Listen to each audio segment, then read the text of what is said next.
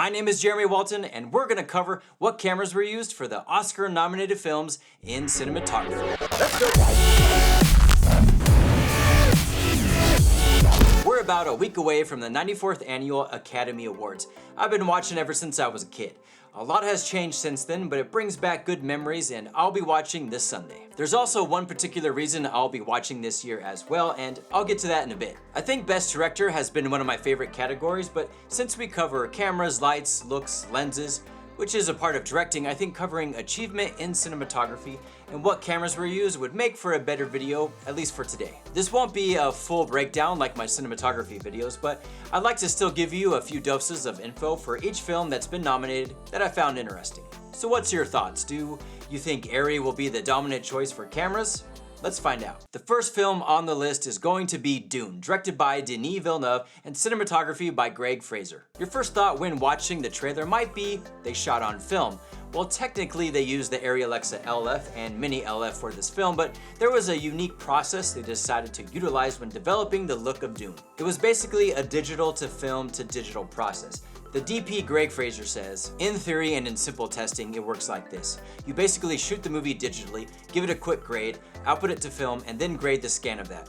That gives you the best out of digital and the best out of film, and we found it to be a really interesting process. Now, if this is all sounding familiar, or if this process sounds interesting, I did an entire video about the look of Dune, digital to film to digital, if you want to check it out and learn what exactly they did. So instead of talking about it here, watch this video and go visit after. The visual effects for Dune were on point, which they were nominated for as well. The film just had an epic feel. That's what the filmmakers were going for, and it showed. The next film on the list is Nightmare Alley, directed by Guillermo del Toro, cinematography by Dan Lawson. As soon as I saw this trailer, I knew it was a must-see for me. This film was shot on the Arri Alexa 65, LF, and Mini LF.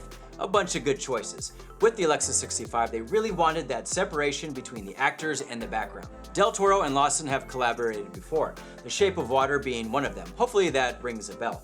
Nominated for a bunch of Oscars and won a handful of them. Speaking about Bradley Cooper's character and the lighting, Lawson adds, his character is very dark, and we play around with that in the lighting. Deep black shadows. One side of his face is in the light, and he's always going towards the darkness. We really tried to play with the light, play with the sets, play with the camera movement, and I think it's a very, very important part of storytelling. Something else I wasn't aware of, in select theaters around Los Angeles, they had a special limited release in black and white. I could totally see this as a black and white movie. It just feels appropriate, and there's a reason for that. When we designed and shot, we were always thinking color and black and white. The classic lighting I've used is an homage to all the incredible masters of cinematography who have inspired me. Speaking of black and white, let's move on to the third film, The Tragedy of Macbeth, directed by Joel Cohen and cinematography by Bruno Delbonnel. The first two films were Arri. What are you thinking for this one? Arri? Yeah, it's Arri. The Alexa LF and Mini LF. The film was shot entirely on a soundstage rather than filming on location in Scotland for many reasons, if you know what I mean. If you just watched the trailer, you probably noticed two qualities. The first one is the film is in black and white. They actually shot in color, but converted it to black and white in post to have more control over their image. Delbonnel talks about their color choice. So it raised the question of, what are we going to build and what is it going to be? Suddenly black and white became obvious because then people don't relate to anything, any colors or anything. The wall is just walls. Aspect ratio was also a quality that stood out. For the filmmakers, the choice was simple. If you think about the same scene in anamorphic, you have a lot of air on both sides, which for us would have been counterproductive. You'd see the sets, when what we really wanted to see was the face filling the frame as much as possible.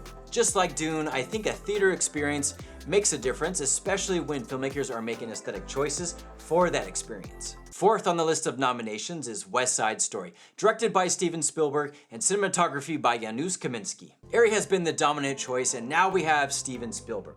What would he shoot on? If you thought film, you're right. I'm not the biggest fan of musicals. I gotta be in the right mood.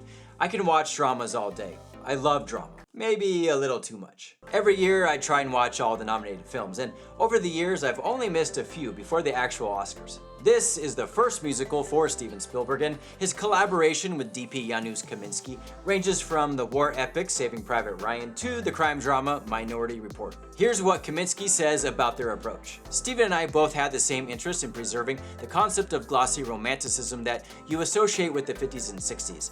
I think it would have been wrong to go the other way and make it gritty and bleach out the colors. There was also something I couldn't quite put my finger on when watching this film, especially the night scenes. Now, this might make sense because as a filmmaker and shooting anything at night, we tend to shoot wide open or close to it because of the limited light. A Spielberg movie might have a bit more money to spend on lights. We were shooting the night scenes at around an 8 or 11, which is a very heavy exposure with a lot of lights. It actually looked overlit on set, but with the aperture closed down, it looks really great on screen. The last film nominated for an Oscar for Best Cinematography is The Power of the Dog, directed by Jane Campion and cinematography by Ari Wegner. Let's get right to it. Arri Alexa Mini LF. I actually didn't hear a lot about this film before it came out. I knew Benedict Cumberbatch was coming out with a new movie, so that's enough for me to watch. Now, if you recall watching the trailer, what did you think or assume the film was about? If you're like me and have been watching movies your entire life, Westerns might spark an idea of what to expect in the movie. Wegner has something to say about this, which is great. We weren't so much interested in someone pulling out a gun as much as what can happen when the violence that someone inflicts embeds itself in your mind. Physical violence is scary in the moment. Psychological violence is terrifying 24/7. This film could make history and is why I'll be watching. Arri Wegner is only the second woman to be nominated, and this year could be the first woman to win an Oscar for Best Cinematography. Right there is a good reason to watch. If you see someone that somehow breaks the mold of what a cinematographer supposedly should look like, I think it does something. Even if it's one face amongst a bunch of other faces, it's a crack in the ceiling. If you haven't watched these 5 films, go do it now. Even if you're not into the Oscars, they are worth a watch. Arri Alexa was the top choice for these filmmakers, which has been a theme for a while. If you throw in Best Picture, we would add Sony to that list, but film isn't totally dead. Maybe when you look at all the films being produced, digital makes up the majority, but who knows when it'll be 100%. I have no idea who will win, but I think it's between Dune and The Power of the Dog. That's my opinion, and from what I can tell, seems to be the overall consensus.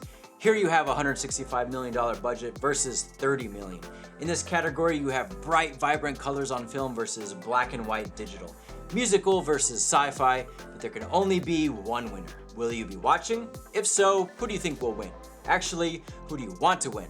Or should win? I don't know. Comment below with your predictions. Well, there you have it. What cameras were used for the Oscar-nominated films in cinematography?